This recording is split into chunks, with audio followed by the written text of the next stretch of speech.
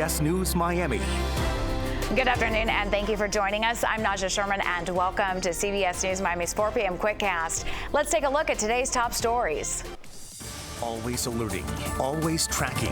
This is Next Weather. Off the top, taking a live look outside. Beautiful day right now, but we are tracking the timing of storms moving through the area and a wet few days ahead. Let's get right to Next Weather Chief Meteorologist Ivan Cabrera with the timing of it all. All right, Naja, thanks. And it is not today going to be like yesterday, but we've got Wednesday to worry about. But one thing at a time as we continue to see some showers developing. In fact, some pretty good downpours right now across western Dade here, particularly through from Westchester, about 8th Street, points down towards a Sunset here. I'll stop the loops. You'll be able to see some oranges there depicting some heavy rainfall. That is not a fun drive right now along the turnpike, but none of this is severe. There's no lightning yet, and we could develop that as we head into the next couple of hours. In fact, on rain track, we'd be able to see it picking it up nicely here and then pushing everything towards the east and lifting a little bit further to the north. But these are mainly going to be showers here, not so much in the way of thunderstorms for the rest of tonight, as conditions are not as favorable. We don't have the support for the storms that we did yesterday with all the hail. Temperatures in the mid 70s. So spotty storms another day, very similar to today, I think, for tomorrow. And then Wednesday is shaping out to be, I think, closer to what we had yesterday, with some pretty good storms developing here, the potential for even a few strong to severe cells. And there's going to be a cold pocket of air. Typically, you don't associate hail with South Florida, but when you get these disturbances, they do have the potential to bring us down hail with all that cold air, just a few thousand feet up. And then we do turn drier finally by the time we get into Thursday, but we'll have to get through Wednesday. Tomorrow, rain tracker not picking up on much. Again, just about a 20% chance of some showers. And here comes a Wednesday. We'll have this bit here. I don't think this will be severe. These will be morning showers. They should quickly clear out, and we have to do that or we won't get storms in the afternoon. So I think we will break out into some sunshine by 12 o'clock. And then there are the storms bubbling up across northern Dade and into Broward. A similar setup as we had yesterday, with everything then pushing to the east. This updates every 6 hours is model here, so you'll see some different, results and some different outcomes over the next couple of days. But just in general, an alert day, I think, for Wednesday because of the potential for some of the storms to become strong to severe, and then diminishing rain chances, I think, for the rest of the week. We're looking pretty good after Thursday. Temperatures will be in the low 80s once again for tomorrow. We'll about keep it there. Low 80s alert day for Wednesday.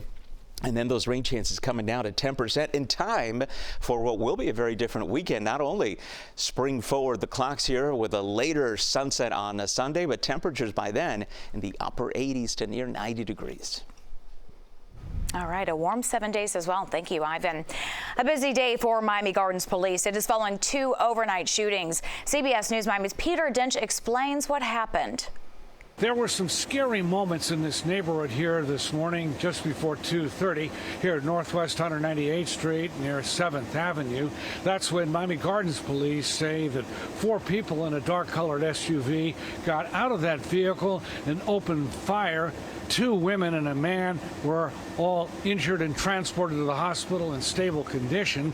We will hear from a neighbor in this case who talks about the scary moments and describes what happened during the shooting. She said she was so frightened that she, quote, hit the floor. We'll also have the latest on the police investigation. This was just one of 2 shootings this morning in Miami Gardens. That story is coming up tonight at 5:30.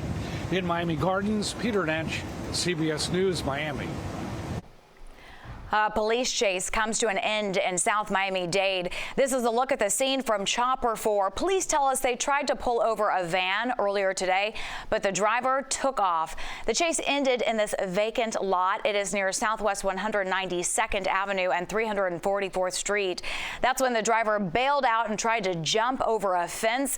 The driver was arrested and faces possible traffic-related charges. The U.S. Supreme Court has ruled that former President Donald Trump will stay on the ballots of all 50 states. The High Court rejected an attempt by Colorado to disqualify the former president. It was because of his actions on January 6th. CBS News Miami's Nicole Skenga joins us live from outside the Supreme Court. She has more on this legal win for the GOP frontrunner on the eve of Super Tuesday. Nicole. Naja, it is indeed a legal win for the former president as the High Court decides that this issue is best left to Congress. Well, Thank you very much. Former President Donald Trump is praising the Supreme Court for its unanimous decision to restore his name to all 2024 presidential primary ballots. I think it will go a long way toward bringing our country together. Voters in Colorado had tried to remove Trump from their state's ballot.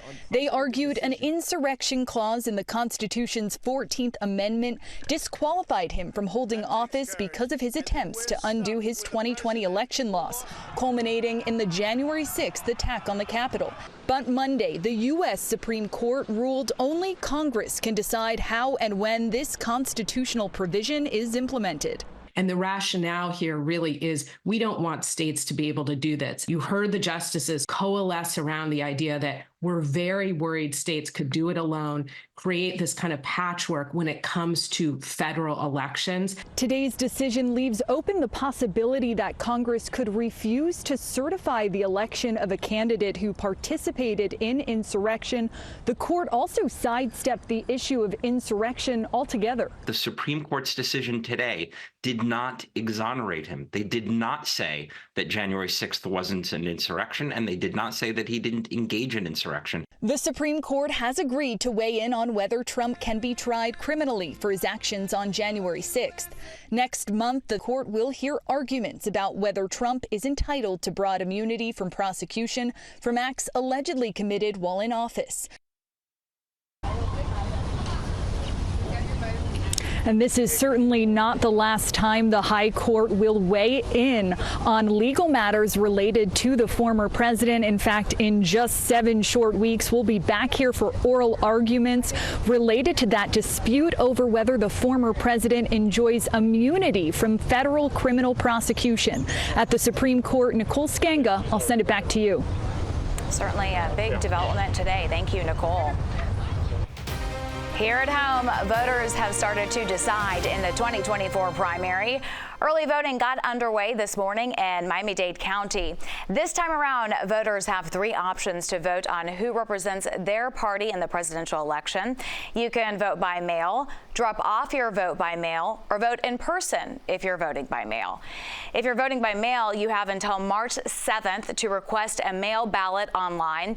Early voting ends March 17th and the primary on March 19th.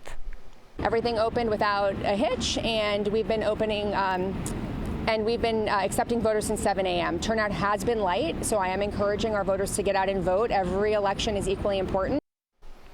Democrats have already selected President Joe Biden as their party's nominee, so unless you live in Surfside or South Miami, the primary later this month is only for Republican voters.